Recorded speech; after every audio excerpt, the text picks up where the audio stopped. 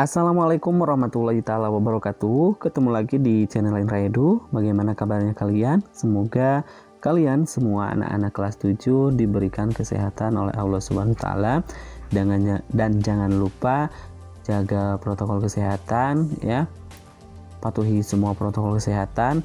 Nah, sebelum memulai pada video pembelajaran, alangkah lebih baiknya silakan kalian persiapkan dulu buku catatannya, pulpennya, supaya setiap nanti ada materi penting bisa dicatat oleh kalian.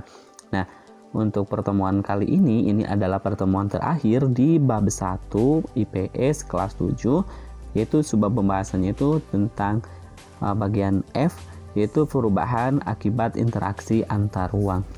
Nah, adapun tujuan pembelajaran kita hari ini yaitu menjelaskan bentuk-bentuk perubahan akibat interaksi antar ruang. Nah, jadi kalian diharapkan mampu memahami dan bisa menjelaskan kembali bagaimana bentuk-bentuk perubahan akibat interaksi antar ruang. Nah, perubahan akibat interaksi antar ruang itu ternyata ada 6 ya.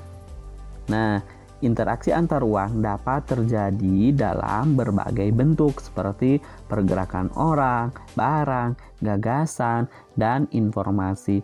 Nah, semua pergerakan tersebut menimbulkan perubahan baik bagi daerah tujuan maupun daerah asal. Perubahan apa yang terjadi akibat adanya interaksi antar ruang? Lalu, akibat apa yang ditimbulkan oleh adanya interaksi antar ruang?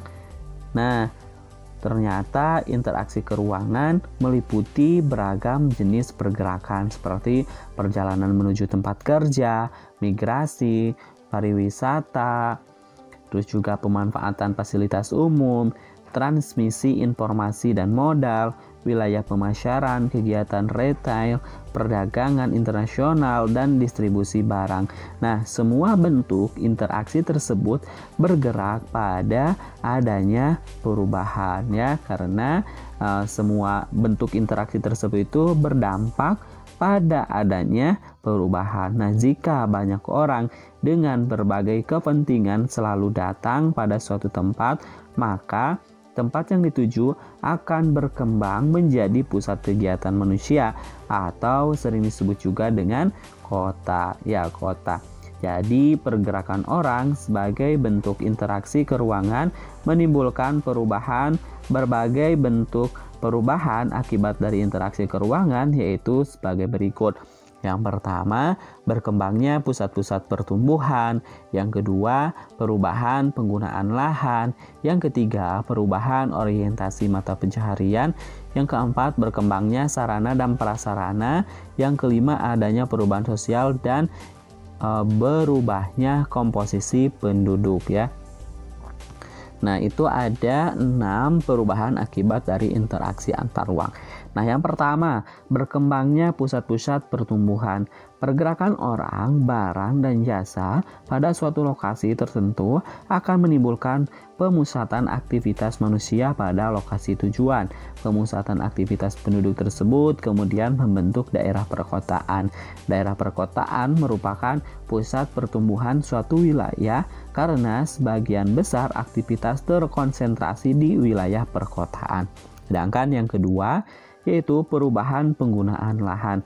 Nah, maksud dari perubahan penggunaan lahan bahwa aktivitas penduduk yang terus meningkat pada akhirnya akan memerlukan lahan untuk menampung aktivitas tersebut. Semakin banyak penduduk yang datang pada suatu kota akan disertai dengan kebutuhan tempat tinggal. Akibatnya terjadi alih fungsi lahan dari lahan pertanian menjadi permukiman.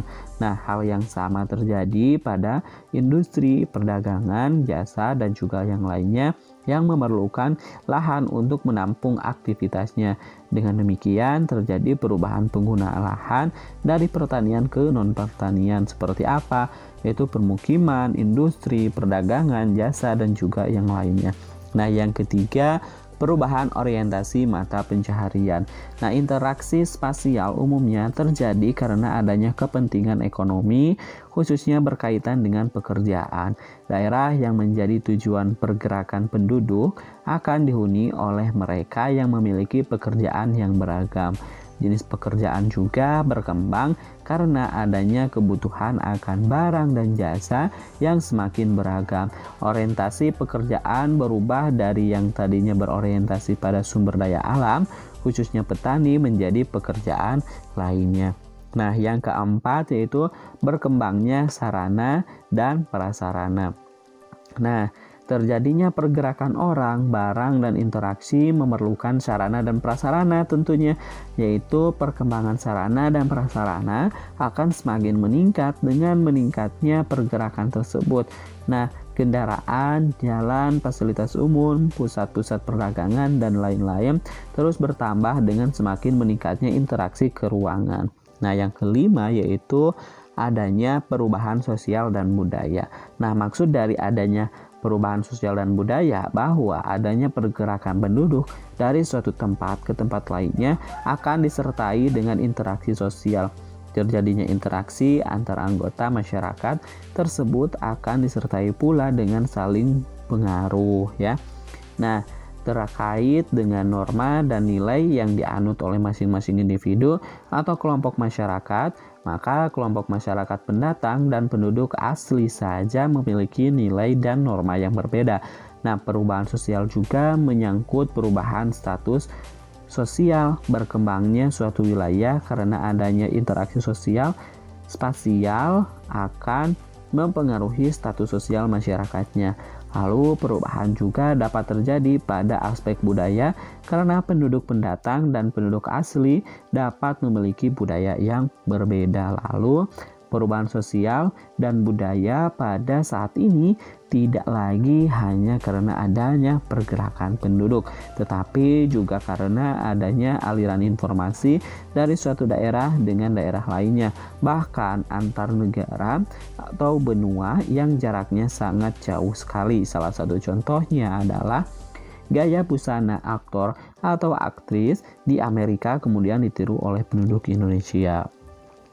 Nah, itu adanya perubahan sosial dan juga budaya. Yang selanjutnya, yang terakhir itu berubahnya komposisi penduduk.